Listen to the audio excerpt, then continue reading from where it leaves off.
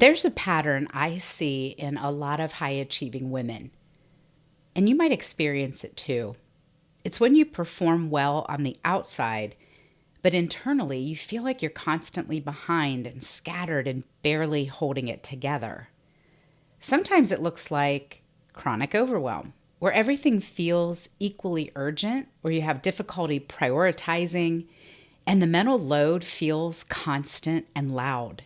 You may have experienced that nagging voice that asks, why does this feel so hard for me when it seems so easy for everybody else? Or maybe you've noticed another pattern where you're hyper-focused, you're locked in, you're working for hours, getting so much done, or you're completely stuck and you can't start at all. Procrastination, anyone? And the longer you sit there, the harder it feels to move. How about when you experience mental clutter and racing thoughts, which show up as constant inner dialogue, never really landing, and difficulty being still? And if you already struggle with perfectionism, you might try to overcompensate by creating rigid systems to stay on track, or over-preparing, overthinking, and over-delivering. If you can relate to any of these real-life expressions, it's easy to conclude that maybe you're lazy or undisciplined or a failure at follow-through. And so you try harder, and then you burn out. And with each repeat of the cycle, shame deepens. But what if I told you that the reason isn't a character issue, but maybe it's actually because your brain is wired differently? Hey sis, welcome to the Redeemed Perfectionist Podcast. One of the reasons I'm looking forward to today's conversation is because for years I have jokingly said that if I had been tested as a child, I would likely have been diagnosed with ADHD. Full transparency, I did not really know what that meant. It was more of a vague assumption that being scattered must equal ADHD. But then in the last couple of years, I started hearing more about how common ADHD is in women. And then I met today's guest, Cassie Miller from Soul Spark Consulting. I took a free course of hers on ADHD, and my mind was blown. I started recognizing things I had never had language for before, including how perfectionism can be tied to all of this. Now, let me be very clear. Neither Cassie or I are medical professionals, and today's conversation is only meant to raise awareness. It is not intended to diagnose anybody. If you walk away resonating with anything in the conversation and you want to pursue medical advice and diagnosis, please feel free to do so. We can't do that for you here. But by the end of this episode, my hope is that you do walk away with language for something you probably experienced for a long time, but never knew how to explain, and that you'll start to see the difference between what actually is happening in your brain and the story you've been telling yourself about it, and that you gain some really practical ways to work with your brain instead of against it. So you're not just understanding the struggle, you actually have somewhere to go from here. And maybe most importantly, that you leave with a little less shame around the things that have felt the hardest. If you would be so kind, would you show a little love to this episode by liking it, downloading it, and/or sharing it? And remember, subscribe so we can spread God's life together to those who really need to hear it.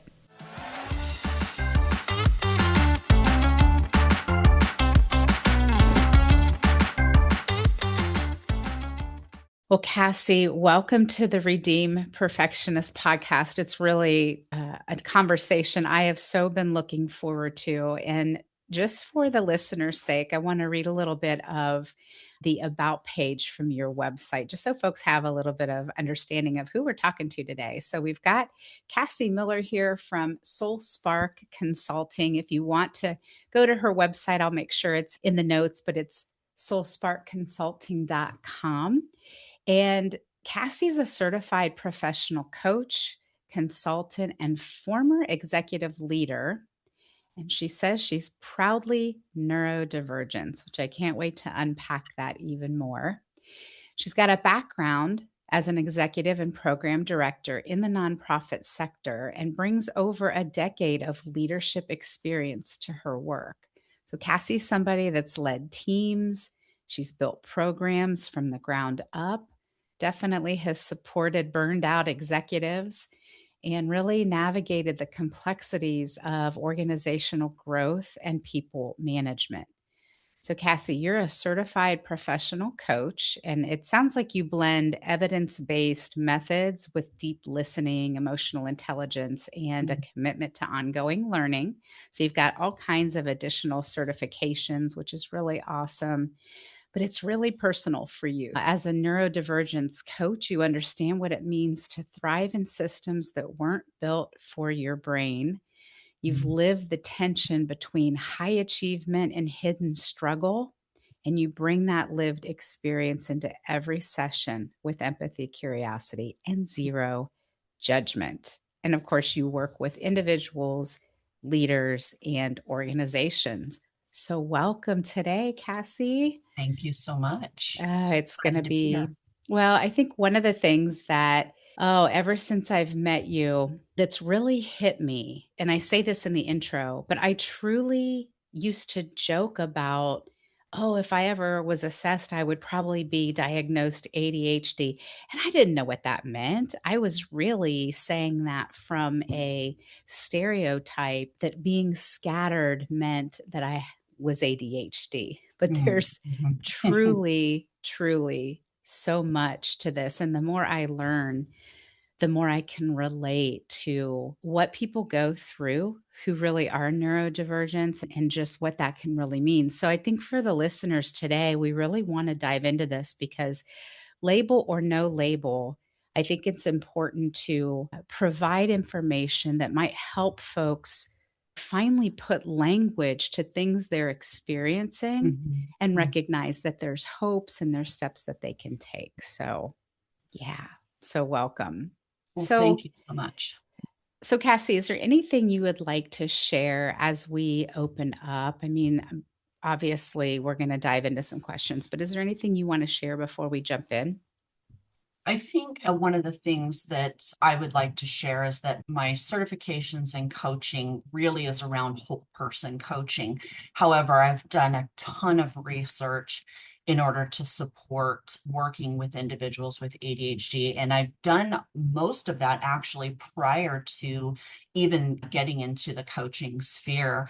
And that really was born out of my own discovery of what was happening for me post diagnosis, which I don't know if we're going to talk about that at all. But, one of the things that happened for me, and I think that it happens for a lot of individuals, is I received that diagnosis, was given the option, to use medications or not use medications, therapeutic responses, things like that. But that was really it. There wasn't any guidance.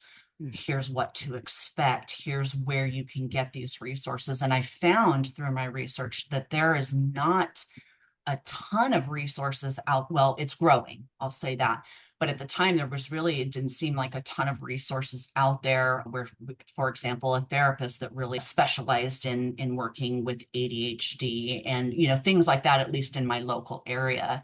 And so I had to take it upon myself to really get out there, dig into learning about ADHD, learning some tips and tricks and hacks, and figuring out through that experimental process what worked for me and what didn't work for me. And so I just think that that's really important to share with your listeners is a lot of times with or without the diagnosis, it's really something you want to be motivated to go out and seek information on, rely on the resources you have available to you. There are, for example, like myself, there's coaches out there that pay particular, attention to ADHD and symptoms and how to grow in that process. Yeah, that's really important. So let's talk about how you personally discovered your own neurodivergence and how did that reshape life for you? It was incredibly impactful. So it was in my late 30s, and I had what I describe as really hitting bottom. I was unraveling in so many ways. I had had this lengthy career. I had climbed the ladder. I was doing what everyone would describe as really successful endeavor. And I raised my four kids, and I believed that I did that with good results. They turned out to be amazing human beings. And, just managing a home and all of that. Well, I started noticing that I could no longer manage being all the things, not all the time for sure. If I was to focus my attention and time and energy towards my work, then maybe my home would fall apart. Or if I'm focusing on my home and work, maybe relationships suffered. So I reached a point that I described as just complete burnout. I was so done. And I really was trying to figure out what's going on for me because it didn't feel like, I wasn't burnt out on my work. I wasn't burnt out on my family. I wasn't, what was this feeling? And I kept pushing the medical providers. Really, I think we need to look at this. And I remember being told by my provider, he said, there's no way that you have ADHD. You have held a career this long. You wouldn't be able to keep a job. And it was so frustrating. Had you thought you had ADHD, or Yeah, what made you explore that in particular?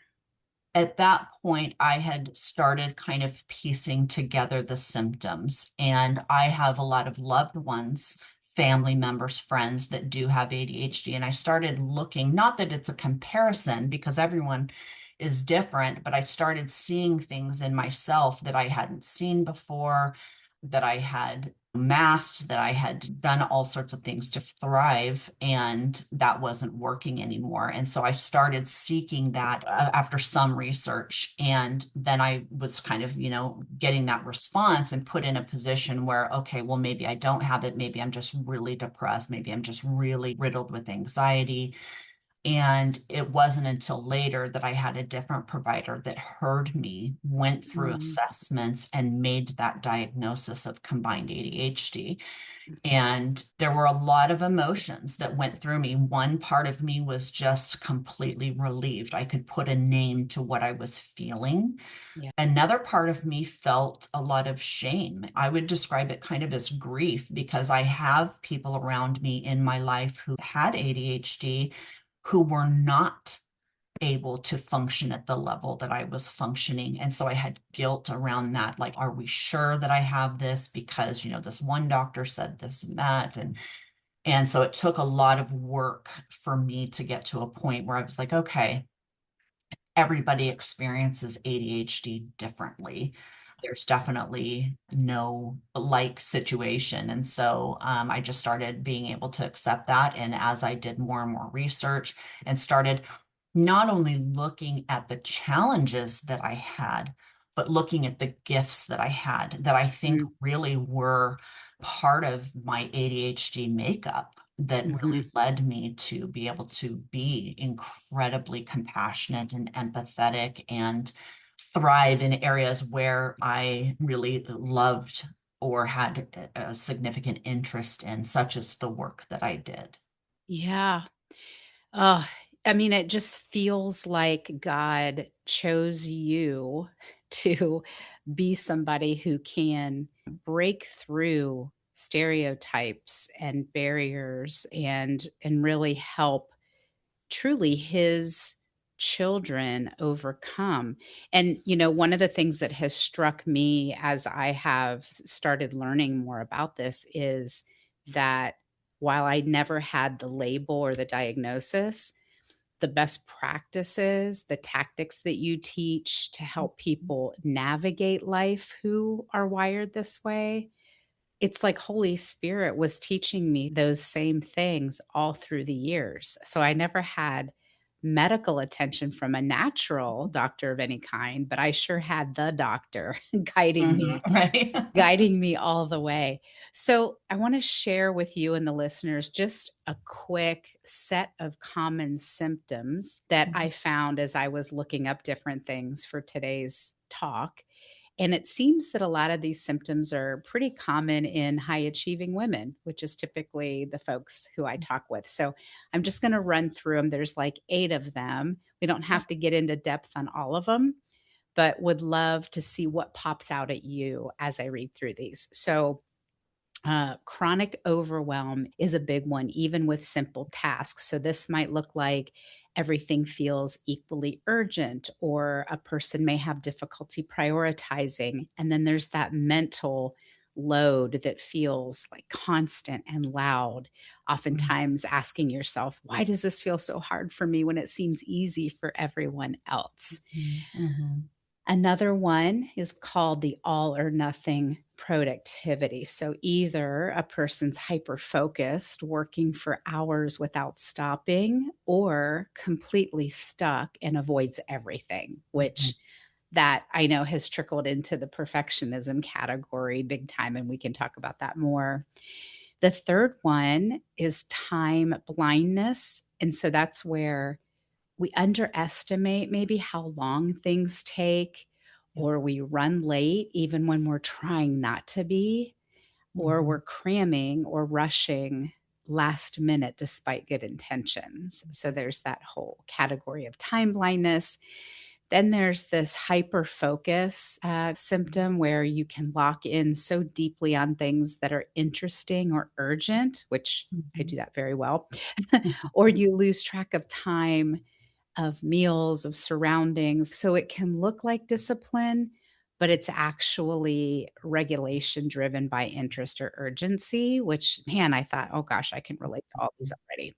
Mhm. Um, then there's one that was called, this is number 5, emotional sensitivity, often misread as too much. So strong reactions to criticism or feeling misunderstood or letting people down, which I guess is often tied to what's called rejection sensitive dysphoria or RSD. Mhm. The sixth one was mental clutter plus racing thoughts. So there's this constant inner dialogue, jumping between thoughts where you just can't really settle down, Mhm. and even difficulty being still, which I laugh because I'm like, well, that can deeply impact our prayer time, or that whole being still and knowing that God calls us to in Psalm 46. Number 7, difficulty starting. So this is not laziness, it's more of an activation struggle where you procrastinate on important tasks, or you wait until the pressure creates urgency. Mhm.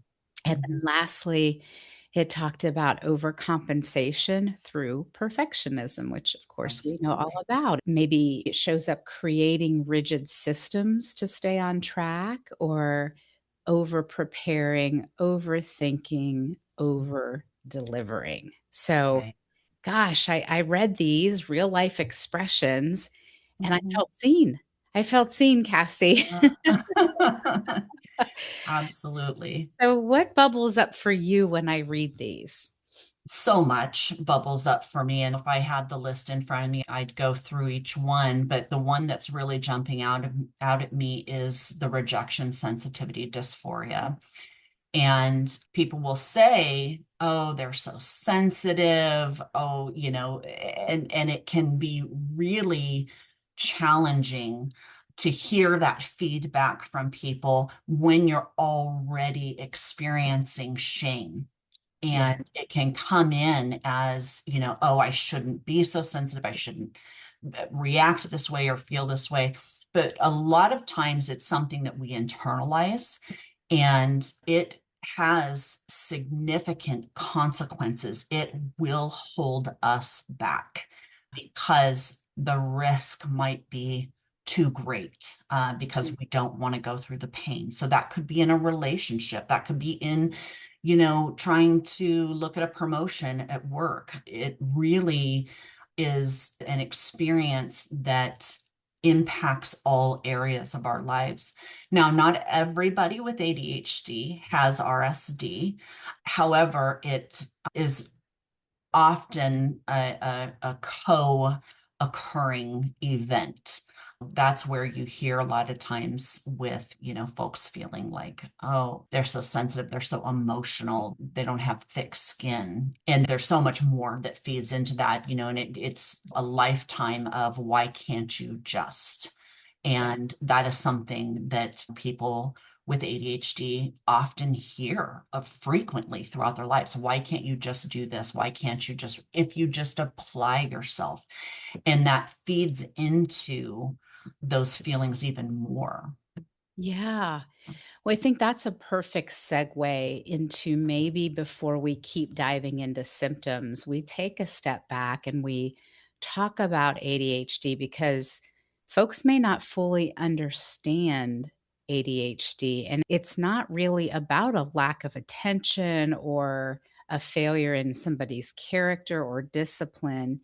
It's truly a brain-based difference in people who have it. So help us walk through the realities of ADHD and what that really means. Yeah, and I think one of the things that I want to start out with is talking a little bit about the difference that we often see in adult women who are experiencing ADHD versus the little boy that's getting diagnosed. There are three types of ADHD. And while I can't really speak to women are more likely to have this type of ADHD, I have found in the folks that I'm working with, most of the time it is inattentive or combined, where you get a little bit of both. And you're right, it's not about lack of attention. In fact, it can be where we're spreading our attention over so many things that you talked a little bit about the hyper focus, which is something we can talk more about. It's an interesting phenomenon.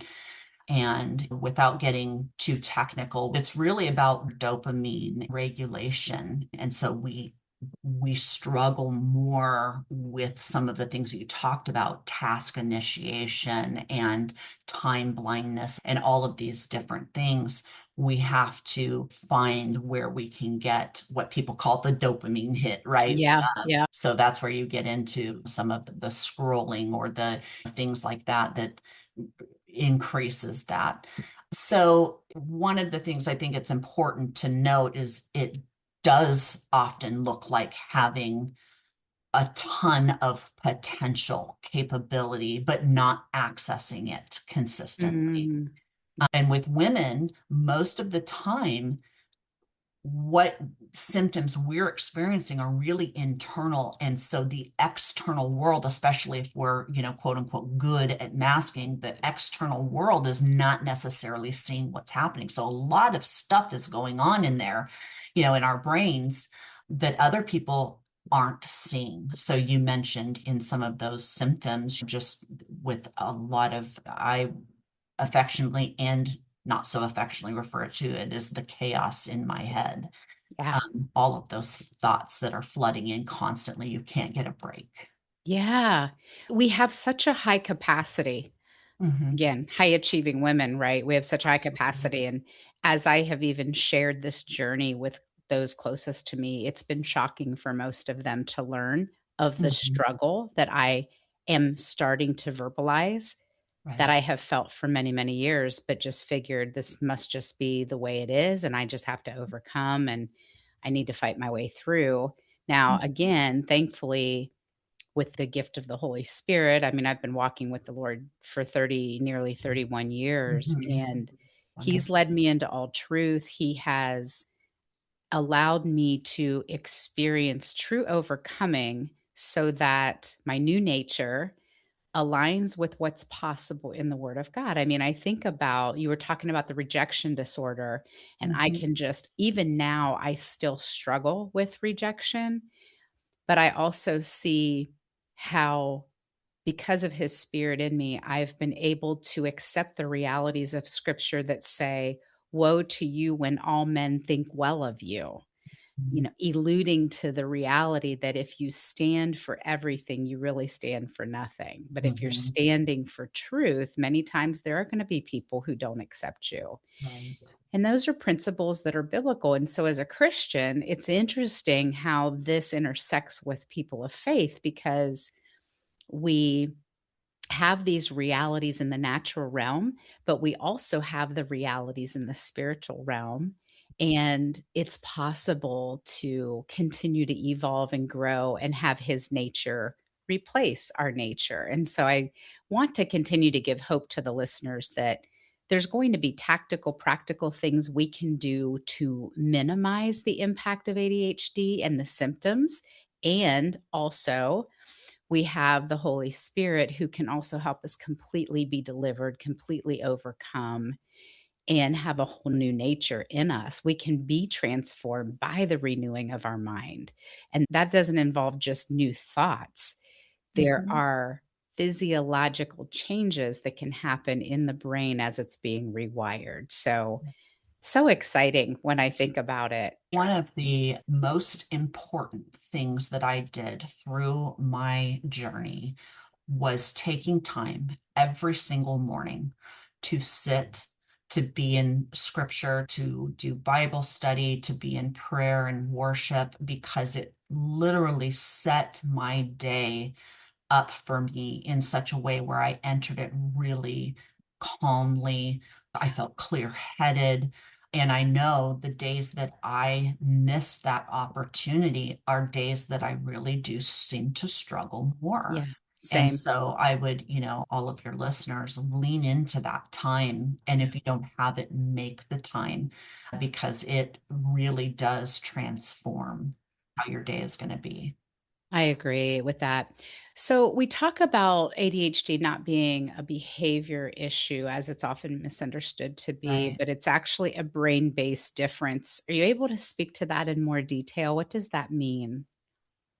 Well, there is I call it a different wiring of the brain. We talked a little bit about the difference with how much dopamine we have. And right now, the other two that are incredibly important are escaping me.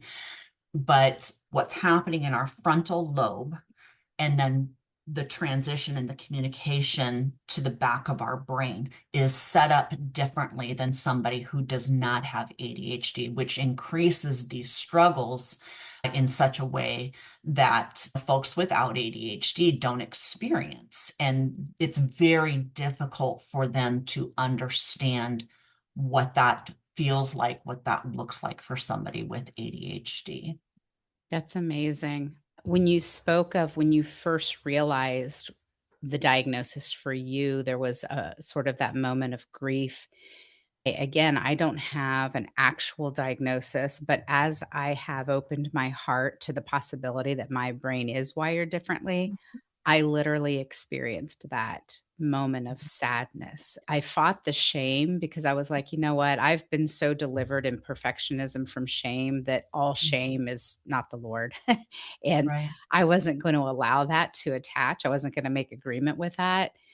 But I certainly had a moment of sadness like, wow, for all the years of the struggles and not having language to put to this or not having more understanding where I could have been gracious to myself more or kinder to myself. Because I don't know about you, but a lot of times perfectionists will suffer with self hatred and Mm-hmm. Mm-hmm. self-condemnation and self-shaming Yeah. because again, we're in that cycle of I should do more, I should do better, I shouldn't have done the should shame storm. Right. uh, so yeah, it's all just so interesting to me how this all is unfolding. Yeah. But I feel such a compassion and a grace and a desire now to be even more kind to myself than I've ever been. Yes. And that is one of the most important things is kindness to yourself. And it sounds so simple, Right. but it is one of the hardest things for us to do because we have that internal dialogue that's been happening. We have environmental inputs that have changed the narrative. And you said it so beautifully. When I talk about that grief that I went through, it wasn't, oh, poor me, I have ADHD.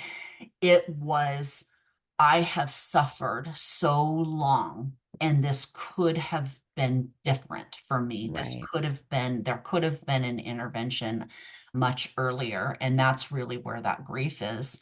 So, yeah, that dialogue that we have with ourselves of you're not enough, you can do more. Why can't you just? Again, we're getting that from ourselves and we're getting Yeah. it from those environmental inputs, those other folks that have ideas about how we should be managing things. So giving yourself grace is so important.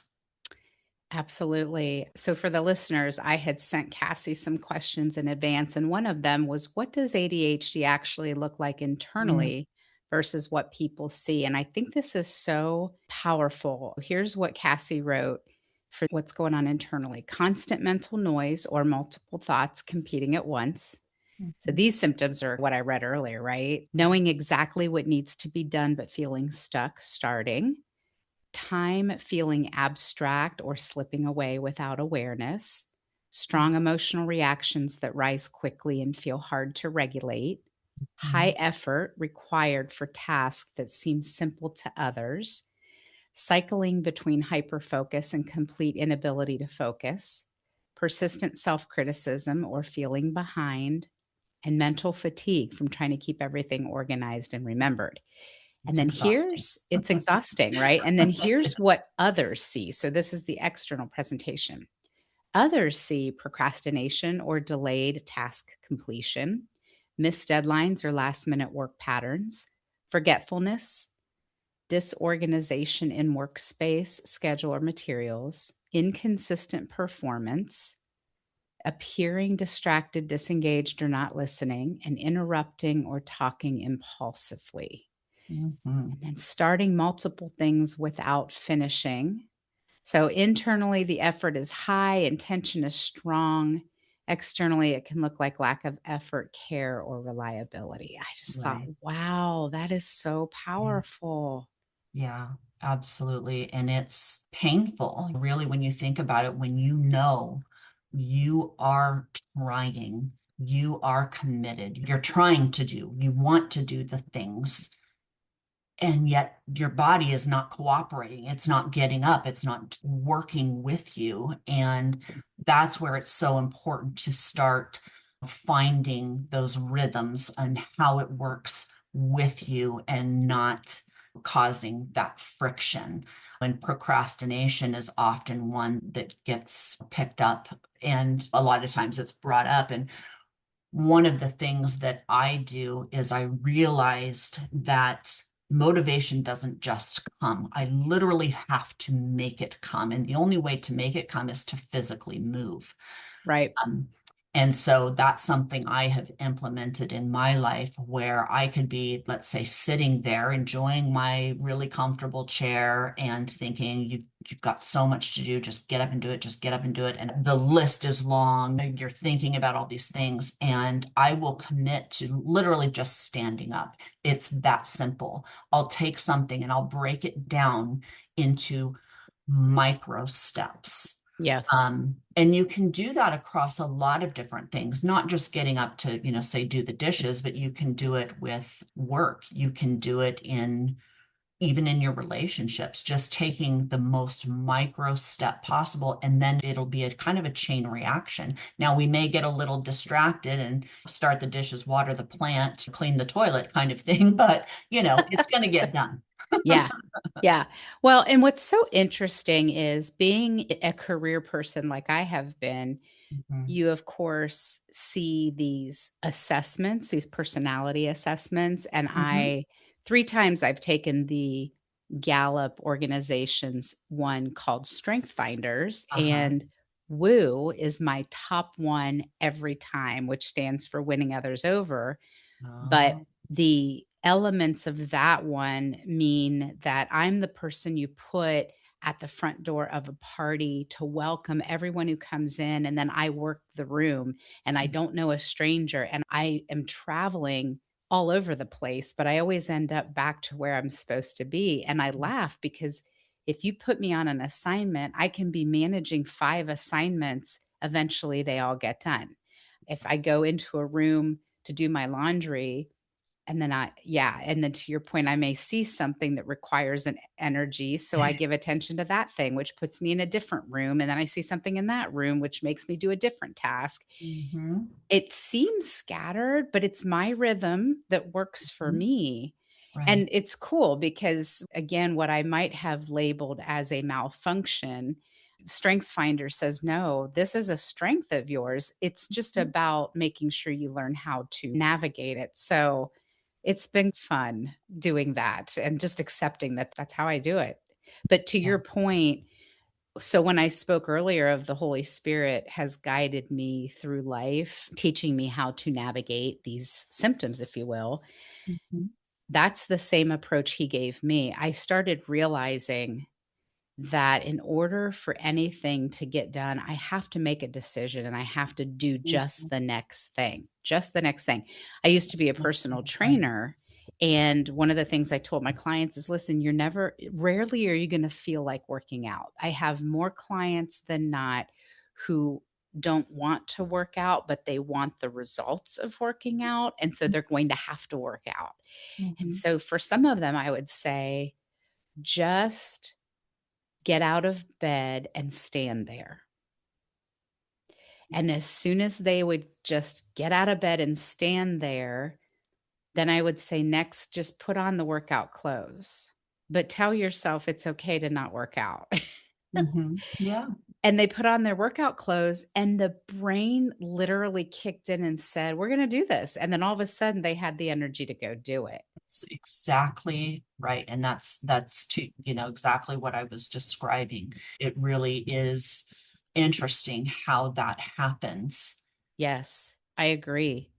I agree. And the other thing, I learned this in particular when I felt like the Lord called me to write my book.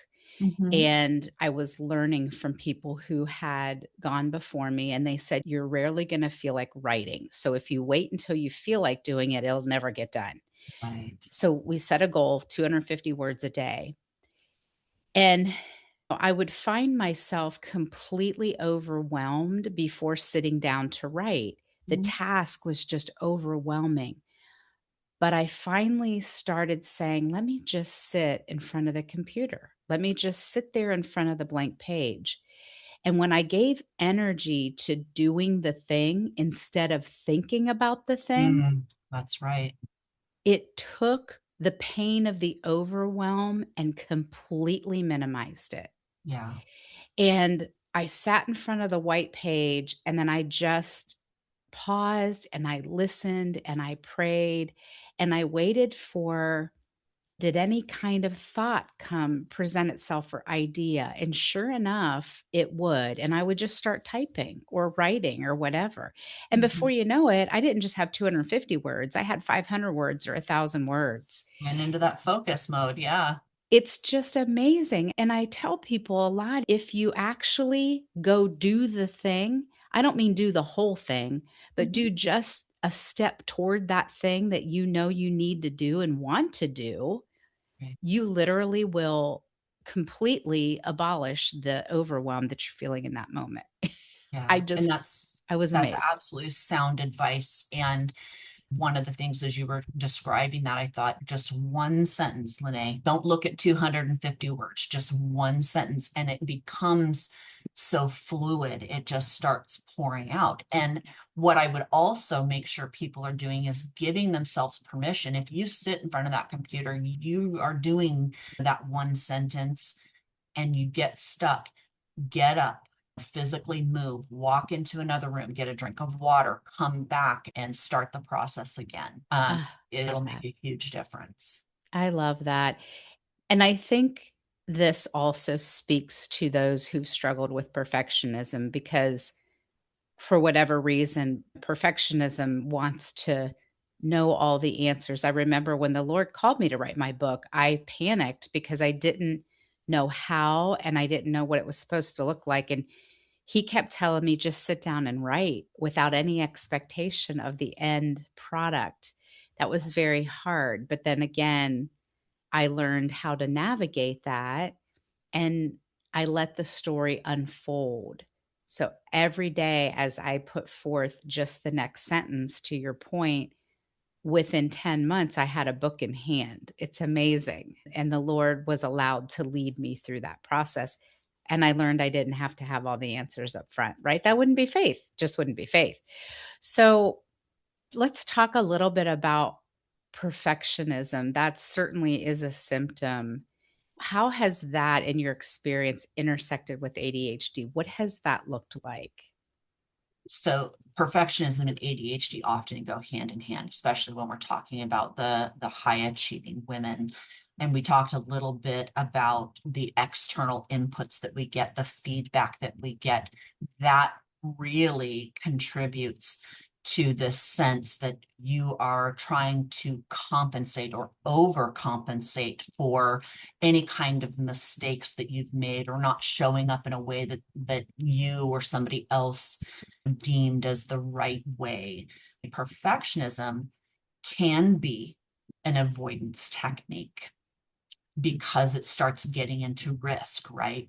Risk Yeah. being, I'm scared I'm going to fail, or I'm scared I'm going to be judged, or I'm going to be seen as unreliable. And when we're talking about high achieving women, there's this whole other issue of we can't show up in a particular way out in the corporate world because we'll be Yes. seen as weak, or we'll be, so you add that into it, and it becomes just a recipe for leaning into perfectionism.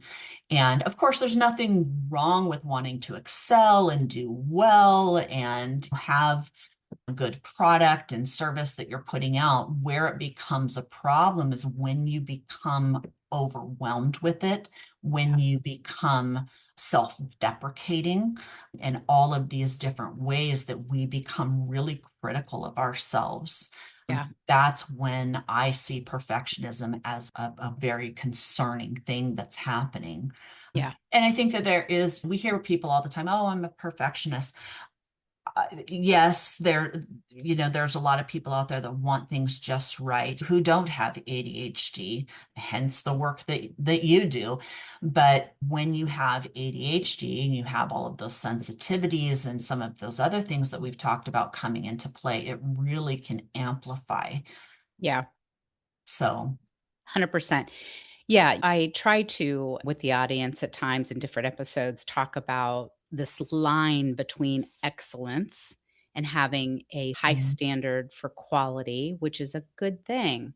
When the mhm, motive, though, is coming from this place of, I have to perform to a particular standard in order to be loved or accepted, yes, and my worth is based on the outcomes and the level at which I can perform, we've now crossed a line into perfectionism, into something that's not healthy or biblically aligned with right. God's view of us Beautifully and put. our worth. Yeah. Hmm. Yeah. So, one of the categories, topics, I'm not sure what to call it, I've learned from you in taking a free course of yours. You Mhm. mentioned something called executive functioning. Yes. What is that? So executive functioning, if you think about it being the computer of your brain, it really focuses on areas such as impulse control. It is going to support your time management. It's going to support things around procrastination. A lot of the different symptoms that you're running into come from challenges related to your executive functioning. So it's going to be your memory, your organizational skills, things like that are part of your executive functioning. And in ADHD, those are disrupted. That's where we have a lot of the struggles. And from the list of executive functioning areas, that's where the bulk of our, not only our challenges, but our celebrations can come from, which I think we can talk a little bit more about the celebrations later For on. sure. For Yeah. sure. So, So, then one of the questions I had asked you is, what are executive functioning challenges and how do they show up in everyday life? Do you want to talk a little bit about that? yeah, so going through them, it's planning and prioritizing. So that is the process of figuring out what needs to be done and in what order it needs to be done. This is potentially a significant challenge for individuals with ADHD. We have, and we talk a little bit about competing priorities. What do you do? It feels like everything is a competing priority. How do you sort that? And that can be a real struggle. Right. Working memory. So it's funny in some ways because some of us with ADHD can literally remember minute details from the most unimportant thing from years and years and years ago, but we can't remember what somebody told us this morning that we needed to take care of. So it can be really challenging. We get that kind of distraction happening. Another one is task initiation, which we've talked a lot about. That's just that getting started. And again, going back to just getting up and physically moving without commitment. And I say that in all of the love that I have, and that is, don't tell yourself you're going to get up and you're going to go to the gym is a great example. You're going to work out for 45 minutes, just like you Right. described. Just get up. And then once you do that, take the next step and we'll see how it goes. Right. Staying focused is a challenge at times. I heard you bring up hyperfocus. Hyperfocus is the flip side, of course, of not being able to focus. I heard a gentleman, an ADHD coach, talking about hyperfocus, and he put it in such a way. You hear a lot of people say, oh, it's my superpower and things like that. While it's good to find those things and celebrate, one of the ways he described it was basically forced focus against your will and Mm, forgetting to eat, to go to the bathroom, to hear what anybody else is saying to you. That's not fun. That's wow. something that can be really difficult. When I Um, know that you had talked about staying focused, especially on non-preferred tasks, and for me, that's mhm, huge. I only need to look back and go, "Oh, okay." So yeah. administrative tasks for me are incredibly overwhelming. Yep. If it's But boring, we don't want to do it. And I mean, I know that a lot of people that don't have ADHD don't want to do a boring task, right, but they can right, get themselves to do that. right. We really It's are meant. amplified, Yes, like you exactly. said, and I realize this is another area of my life where I thank God for how he has navigated me through this because, Mhm. um, my career, several assignments he's given me through life required, both an administrative piece and then the fun things. And for me to walk in the integrity that I wanna walk in, I was going to have to do the administrative things. And so that's another area where I had to force myself to do just the next thing and just the next thing again and just the next thing again. What I've noticed is the tasks are still not fun for me, and I still have to at times force myself to sit down and do the thing, Mhm. but I can tell you the overwhelm isn't what it used to be. Because you do a task enough times, you learn the system, you learn the task. And so it's not nearly as overwhelming. And Right. to Kind of go your on autopilot. yeah, I mean, everything from I had to build an entire tracking system, computer system inside our tracking platform at work. Mhm. Anything operational, anything where you create a system for something, all of that used to completely overwhelm me. And Mhm. now I've done it enough that I'm like, "Oh, I know where to begin. I can do this." And I've done it enough to see the reality that with God, I can do all things. I can do Mhm. all things through him. Doesn't mean that's gonna be a natural gift of mine. It doesn't mean I'm gonna get all excited about it. It's not what I love, but it is possible to grow through it. And I think that's just, again, so important because we can also get easily just say, well, I'm not wired that way, or I don't feel like doing that, or that doesn't bring me passion. And so we might avoid an assignment altogether when God might be calling us to something and Mhm. stretching us and wanting to build our capacity. And so it's really important to maybe think about it from that perspective and not be afraid to face it head on and just do the next thing. Right. Yeah. And the tactic is depending on your personality, something, for example, those tasks that you're dreading, gamify it. Find a way to Mm, make it fun or have some sort of reward center that can get that dopamine releasing that'll help you with that. And one of the things that I do particularly, like, I thrive in the morning, I'm doing great in the morning. You start hitting around noon, 1 o'clock, and then feels like it can just really go downhill from there in terms of my energy, my focus. And so I started baking in midday. You take a little bit of a lunch break, but instead of spending your time going off to a restaurant or something like that, I choose to eat at home. And then I have time to get back into my spiritual connection, get Yep. grounded. And that way I can address that afternoon challenge, especially if I've got important things that I need to get taken care of that I couldn't do in the morning. Yeah, so That is a strategy, isn't it? Like, know yourself well enough to know what fuels you and what doesn't, right. what's essential, and then when are you at your best? I'm at my best in the morning. So, like Mhm. you, I try to make sure I schedule activities when I know I'm going to be stronger, especially if they're activities I don't love. And then to your Right. point, maybe midday, okay, let me do something that's going to re energize me. What's going to make me feel really good right now? Yes. And And I that's don't mean I don't exactly mean it. go eat a pint of ice cream. I'm not saying that. But for Something me, healthy. it right, it might be a 20-minute walk, or it might be that I Mhm. call a friend and I love on her for a Mhm. moment because I love encouraging people, or it might be that I go pray or get in the word or whatever those activities are. Find a way to break up the day and midday reset if you have to. Yes, Yeah. absolutely. And it really does refresh you in such a way that you can focus on those bigger tasks.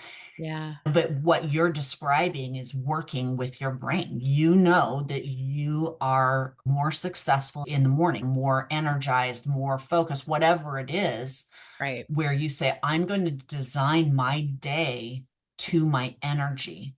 And Right. then the other thing might be a little controversial, but I've recently been hearing a lot energy is a choice. It's a choice. It's a choice. And I got to thinking about that and I thought, maybe they're on to something here. Maybe energy is a choice. And you talked earlier about having to make a decision. And it might be something like that where we say, okay, I feel that's winding down. My decision, my choice is to find that energy through X means going for that walk or that phone call. Right. Right. Yeah. And I don't think it's a cookie cutter approach, right? I think that there No. could be different reasons why somebody lacks energy. It could be physical, it could be Sure. emotional, it could be spiritual. So I think that's part of wrestling through life with the Yeah. Lord is sometimes I'll ask the Lord, is what I'm experiencing physical, natural, or is this a Mhm. spiritual thing? Yeah. So, back to we were going through the executive functioning challenges. You had stopped on the sustained attention, staying focused one, Yeah. because that was a good little rabbit trail to go down. The next one was emotional regulation. You want to keep going with those? Yeah, so emotional regulation and impulse control really go hand in hand. So there are going to be times that we're going to spike one way or the other. Maybe we have a moment of feeling hyper in such a way it doesn't necessarily have to be physical. It can be through words, it could be through what's happening in our minds that we're not necessarily sharing externally. And impulse control can look a lot of different ways. For me, I noticed the strongest area that I had with controlling impulse was around things like spending money. So, impulse control can cause a lot of heartache in your life if you don't have some ways to pause and get yourself back in line. And that's just one example. Occasionally, those blurting it out, interrupting. And it's not because somebody is rude, it's because they literally have something, it hits their brain, they've got to get it out. And it all happens really without conscious thought. Those two kind of go hand in hand. The next one, what I refer to as intentional task switching or shifting. And that is the ability to go from one thing to the other with intention. Oftentimes we do have we start this and then I call it the choo choo train of thoughts. We go to the next thing and the next thing and the next thing. That's not necessarily what I mean here. What I'm talking about is I have one thing I need to do, something else comes up that either needs that attention right now for whatever reason. Being able to switch to that and then switch back can be really difficult.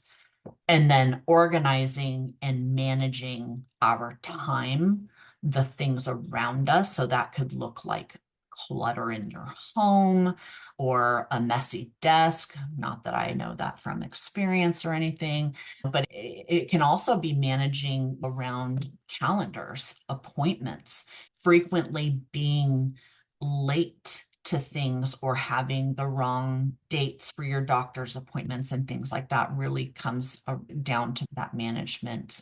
And all of these go across your professional life. They're happening at home, in your partnerships, in your other relationships. And it can also lead to a lot of questioning of, is there something I'm missing? Oh, I feel like there's something I really need to do, and I can't for the life of me recall what that is. Mhm. Maybe there is something, maybe there isn't, but that can be really exhausting. And when we have this much cognitive load happening, it does become physically exhausting. You know, you Mhm. could have a day where you didn't do much, if you will, but your brain has gone nonstop. And at the end of the day, you think, I am so tired. I'm so worn out. Yeah, And you're thinking, well, why? I didn't do anything today. Well, your brain has been in overdrive, right, causing all sorts of issues. And right. yeah. Yeah, the number of times that I have said to my friends, "You know what? I just don't have any mental real estate left today." That's Mm-hmm. the way that I would describe it. Yeah. Recently, I learned of a very simple tactic to calm down my nervous system. So, Okay. again, I didn't have language for these things. So, I didn't really understand that with my brain being on so much, it's really triggered my nervous system to just constantly be in fight, flight, freeze, or fawn mode. Right. And I'm typically more of a fight, and so Mm-hmm. I'm a doer and I go and I'm responsive and things of that nature. So I learned, and I forget where I heard it, but it was like, oh, if you inhale longer, or if you exhale longer than you inhale, your brain will just go, oh, okay, I'm safe now, and will calm down. And I Mm-hmm. thought, oh, let me try it. Right. So I literally did this little exercise. And Cassie, I could not believe how immediate I can even feel when the calmness kicked in and the fight or flight, freaking out, hyperactivity of my brain just turned off. It calmed down. Yes. I could breathe. I was able to live in the present.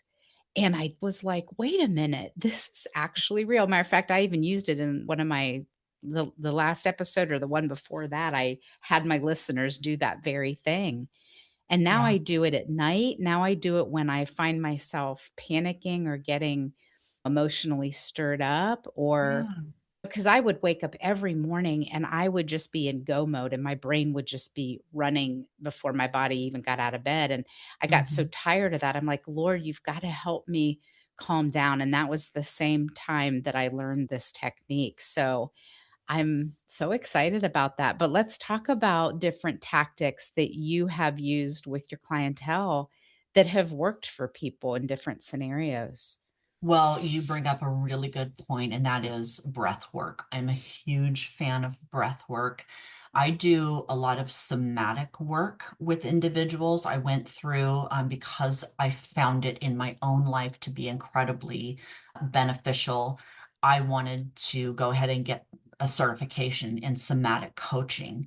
And so I worked on that this last year. And so I bring a lot of those techniques into a coaching session. And it doesn't matter if it's an individual or group coaching session. There are a number of activities that we would employ through that process, all around getting grounded, connecting with our bodies, connecting with that breath, and your technique of breathing in and then exhaling longer is a great example. And there's, you've probably heard of like box breathing.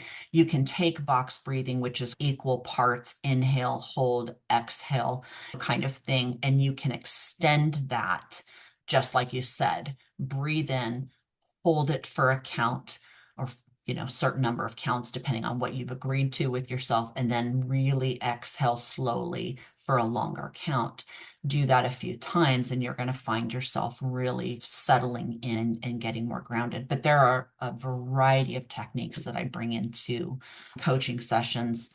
One of them is my favorites, is called pendulation, that I work with clients on, and that really gets them not only grounded, but gets them focused in on where in my body am I feeling this particular thing that I'm feeling, whatever it is that's coming up for them. And then how do I connect back with relieving that? Yeah, I've got all sorts of tips and tricks that I use with clients for Yeah. It's managing really about symptoms. working, like you said, with your nervous system. So Absolutely. it's designing how you approach your tasks based on how your brain actually activates. This is what Mhm. you said in, again, the pre-questions I asked you, rather than how you think you should work. You said it often Yes. looks like lowering the pressure to start, breaking things into very small steps, adding interest or urgency, like a timer or music or working alongside someone, and paying attention to your energy and emotional state. Instead of forcing yourself through resistance, you create conditions that help your brain feel safe, engaged, and able to begin. So it might look Mhm. different for everybody. Absolutely. So you say here, instead of telling yourself to clean the house, you set a 10-minute timer and just start with one surface. Yep. You might play music or a podcast to create momentum and stop when the timer ends rather than pushing to exhaustion. Yes. And that is key, is recognizing how good is good enough. And I love using that. And people freak out about good enough because that feels like C-level work. It's not. It's going to be B, A kind of A level work. minus, B minus. Yeah. Exactly. It's Yeah. going to be good, but setting some intentions in the beginning of what is complete. What does complete look like? What does good enough look like? And actually working to that point, not to the A plus plus plus that we start getting into with perfectionism. Yeah. Yeah. Yeah. How can somebody build follow through without shame? Oh, this is one of my favorite topics. It often takes, quite frankly, a lot of work, coaching, and other things to get to the point that somebody is able to do that. But again, this sounds so simple, but the two things I say are kindness and grace to yourself. And it takes a lot of work for most people that I am working with to get there because they've had a lifetime of being hard on themselves and other people being hard on them for certain things. So I always want to connect with clients and get them to, or I shouldn't say get them, they're getting themselves there. I'm just simply walking alongside them to reach a point where they can give themselves that grace, love, and kindness. Yeah. And I so appreciate this because if I combine all of this with my faith journey, one of the things you often would hear me say is that I knew God as the lion, but I didn't know him as the lamb. So when Mhm. he began to show up with his tender, compassionate side that was showing me grace, I thought it was a counterfeit. And my whole life was built on fear of punishment and thinking that the Mhm. Lord was being so hard on me. So that was mixed into all of this and amplified all this even more. Yeah, yeah, And now I just have this incredible excitement that He is not condemning me. Perfect love, like it says in 1 John 4:18, perfect love casts out fear. I mean, there's a healthy fear of the Lord, a healthy respect for his ways, but there's a perfect love that brought and continues to bring me security in him. And the more I am secure in my identity in him, the more that I know his love for me, the more I can get through things and give myself grace and not show myself shame the way that I used to. yeah, And you have here, instead of asking, "Why can't I do this?" Right? Which carries a condemning tone to it, the focus becomes, "What would help my brain do this more easily?" right. I And still that's, gotta do it. I yep, still you still gotta got do it. How do I reduce the friction is really what that Yeah, boils down to. And sometimes it's a right. system that you're putting into place. Sometimes it's knocking a system out, because for example, I sometimes would go into this, I've got to get organized, and I would create a system, and the system was so ridiculously complicated, there was no way I could maintain it. Got it. So finding what works for you, and it may not look like what everyone else has or what you have had this perception of what should be. My filing system is a perfect example. I don't know that anybody could figure it out, but it's very clear to me and it works. So Right. that's what I've decided to do. Yeah. Yeah. Yeah. So you talk a little bit about a realistic structure. So structure is probably a good thing for neurodivergent believers. I know structure's been a gift to me for recovering from perfectionism, but what does realistic structure look like for a neurodivergent believer? So it's going to vary, of course, person to person. One of the things that I think is important to point out is most of us with ADHD do not like structure. We like flexibility. We want to be able to make decisions on the fly about how things are going to be. However, while we rail against that structure, we absolutely thrive in it. Once you find a structure that does work for you, you're likely going to start seeing some successes come out of that. For me, structure is what I talked about. I decide I'm going to rise early in the morning. I'm going to spend time in scripture and prayer. I'm going to take it easy. I'm going to outline then what my day looks like. I'm going to compare that to calendars and make sure everything's aligned. I set intention. If I can only do one thing today, what is that thing that Right. must be done? I really, for me, I cannot function in mess. My home has to be really clean. Now, if you were to open a drawer, it's not organized, but I like to have clean spaces and know that I can rest when I need to rest and that I'm not going to be getting distracted. Just simple little things like that can create some structure. The other thing I think is really important, particularly if you are married or have other people in your home, is to make sure that you're communicating what needs you have, areas that you need them to respect, to recognize. I think it's also really important to not feel like you have to be the one all the time to do the education for your families, because that can put a big burden on you. And I bring this up in the structure conversation is because these folks that are living with you, if it's your kids or a parent or your spouse, they can help you make or break structure and make it really challenging. So it's important to have those conversations with them. And then what I've done in my home is say, hey, I need you to understand this, and I don't think it's fair for me to have to be the one to constantly explain. Here are some resources, please, Yeah, educate yourself. And it really does make a difference. I agree. Again, learning yourself, learning your connection with God, what helps you stay connected. So for me, I do thrive in structure. Hmm. But if I get too rigid with it, I've now fallen out of grace and back into law, if you will. Yeah.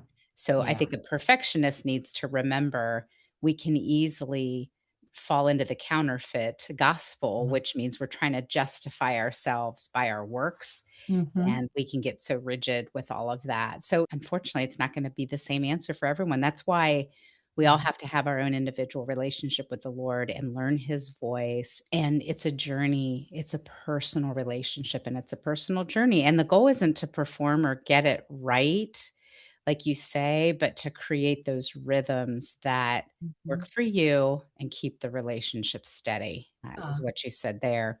We could keep talking about all that, but I do want to get into, as we start to wind down a little bit, celebrations. So yeah.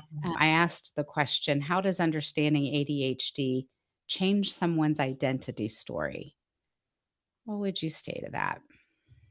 That's a difficult question because I think it's going to be, again, individual for everyone. I can speak to myself, and that was I went from, oh my goodness, what is this? Oh, how I've suffered, to all of a sudden seeing some of the beauty in how my brain works and being able to celebrate that. And one of the things that's pretty significant with those of us with ADHD is we can be really creative. And that doesn't necessarily mean in the artistic form. For me, it's definitely not that, but it's in seeing things in a way that maybe other people can't put together in their brain. Oh, good. A really good example, years ago, I used to work in law enforcement, and I had cases that had a lot of complexity to them, particularly around like who is who and how are they connected. And I remember having a conversation with the detective and saying, oh, well, this is so and so, and they're married to so and so, and they have a relationship here, and this is the kids and uncle, and blah, blah, blah, blah, blah. And he was just staring at me and he said, I don't know how you just did that so fast that you put this all together. I didn't know it at the time, but looking back, I think that was the uniqueness of my brain and being able to look Yeah. at puzzles and put them together very quickly. It's thinking outside the box. And so that is something that I like to celebrate, is that we often are very creative in those ways. I think another way, because we feel so deeply, we can be ultra compassionate to others, which I think is just incredibly beautiful. The important part of that, though, is not to internalize it so much that then you're making yourself sick Yeah. over things. It's having some of those boundaries in place for sure. Yeah, yeah. Well, and that was another thing. You speak of language, even just tweaking our language tells our brain to respond differently. So Yeah. to say I'm a redeemed perfectionist helps me Mhm. realize that perfectionism was the old nature. And I Yes, I struggled and may sometimes still struggle with it, but sure. I'm not defined by it, right? And so instead of I am ADHD, you can replace it with I have or I struggle Yes, with ADHD. So yeah, just in exactly. certain language changes, it can matter a lot. What would you say to a woman who loves God deeply but feels like she keeps failing him? This one is, it's so personal for me because there have been times that I have felt like am just, I'm not measuring up, I'm not doing the right things. What I would say is that's not the way that God sees it, and that He loves her and He just wants you to seek Him and to come back to Him all the time with these troubles, with these feelings, and you're not failing him. We've talked a lot about the differences in the brain. You were made that way, and it's Mhm. okay. This is all part of a plan, and that God absolutely meets you where you are. He does not expect perfection. He does not expect performance. He expects relationship. And Yeah. so definitely I would work with her to Mhm. understand where these thoughts are coming from and how she might look at those moving forward in a different way. I remember when my best friend and I were praying together, and she had a vision over me, and she said, I see a measuring stick. Mm, And she said, I see you using the measuring stick to measure all of your imperfections and where you're not getting things perfect. But she said, I see the Lord measuring your progress.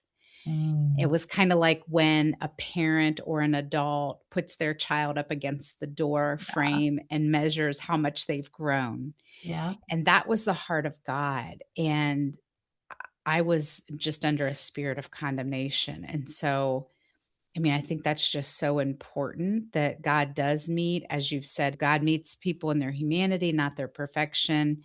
Mm, He's patient, compassionate, and near, not keeping score of how well she performs. Her mhm, relationship with him is not built on flawless discipline, but on connection, grace, and returning again and again, just mhm, as she is. right. So, so good. And so, what would you say thriving, not just coping, actually looks like? Well, we've talked a little bit about that, but that is making sure that you do create those systems that support you and find other supports. That could be in the form of your faith. That's in the form of friends and family members that can support you. Again, really taking a moment to invest in yourself and do some of the research so you can understand different coping mechanisms. Obviously, I'm a huge fan of coaching, leaning into coaching to get that additional support. And not everything is going to be perfect, but how good is good enough is one of my favorite things to say. And that Yeah. really is a question that I do ask. And it's a hard one to answer, Yeah. You might have especially to. for our perfectionists. Right. I always say in the beginning, I had to ask other people's opinions who I loved and trusted and I knew were spirit led. I didn't trust myself yet. And so I would ask others to help me and then Yeah. follow their advice. What are maybe a couple things you would share with the listener, places they can start this week? If any of this has resonated, what are some steps they can take next, Cassie? Well, I would love to connect with anyone. Of course, you're going to share the website. That's something, and I can be found, of course, on Facebook, Instagram. But going beyond that, there are some resources that folks can look into. There's different literature. It's pretty easy to get on Google, plug in, could be adult diagnosed with ADHD. That's something I actually want to talk just a second about, and that is Yeah. around diagnosis, because we've talked about you having an experience where you don't have a diagnosis, but you're calling it into question. I do have a diagnosis. That does not matter. If you are going through some of the things that we've talked about, if you're struggling, if you're noticing some of these symptoms, it doesn't matter if you have that diagnosis or not. You are strong enough to recognize in yourself what these challenges might be and look for ways to navigate them. I work with a number of people who've never been diagnosed as ADHD, but self-identified as somebody who likely has it. So that's something I just wanted to share. This is not just for those of us that have received that diagnosis. Yeah. Other resources out there, one of my favorites is called Attitude, so ADD, Etude Magazine. Really phenomenal resource. If you do the online, you can take a number of free classes and webinars. They have amazing articles and checklists. No, I don't work for them. I'm not getting any kickback or anything like that. I think it's important to mention that. It's just a Right. resource that I personally use and find incredibly valuable. Oh, I love it. Folks, I highly recommend Cassie, her group sessions.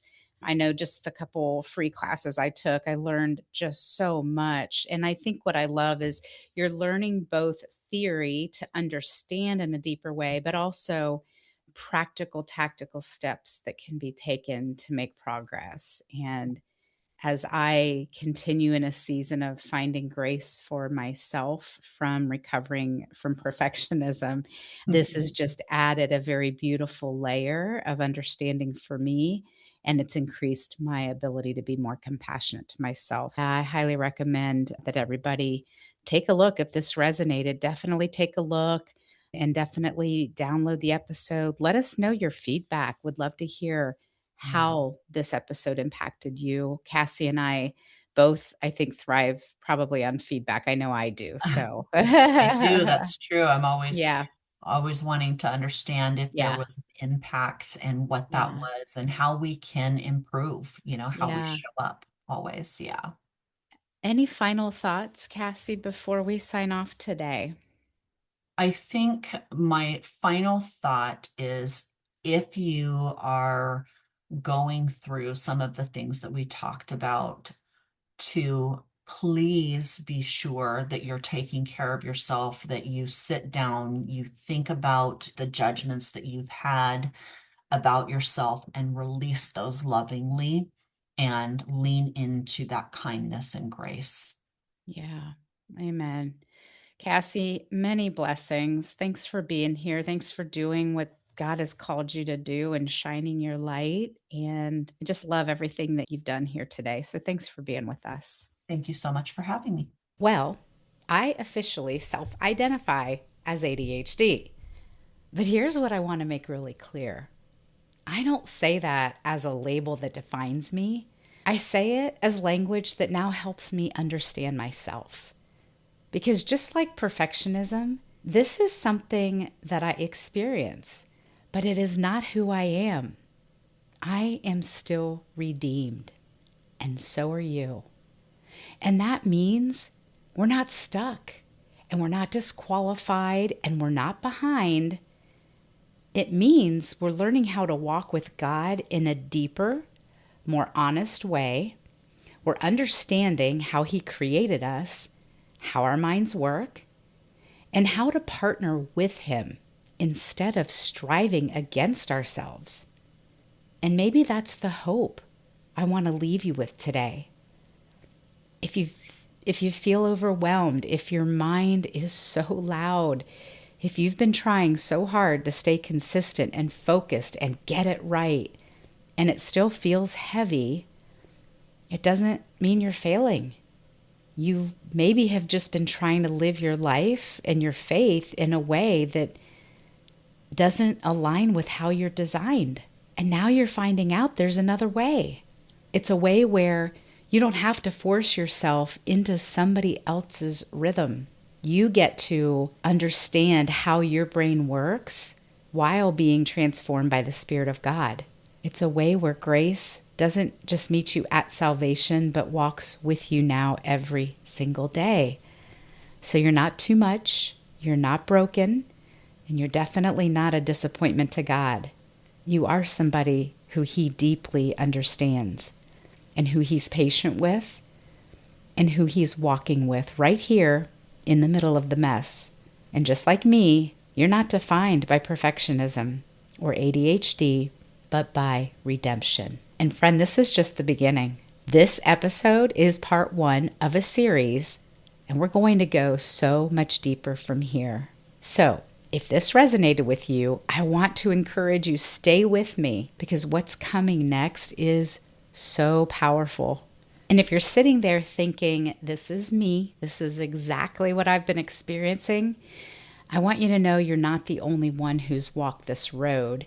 It's actually the very journey that led me to write my book, You Will Make Mistakes, Discovering God's Grace in the Midst of Perfectionism. I had to learn personally how to break free from striving and self-condemnation and from the belief that I had to get everything right to be loved by God. You can get it on Amazon, or if you want, you can grab the first chapter for free at my website, LenePazzano.com. If you're ready to go deeper in that journey, that's a resource I created with you in mind.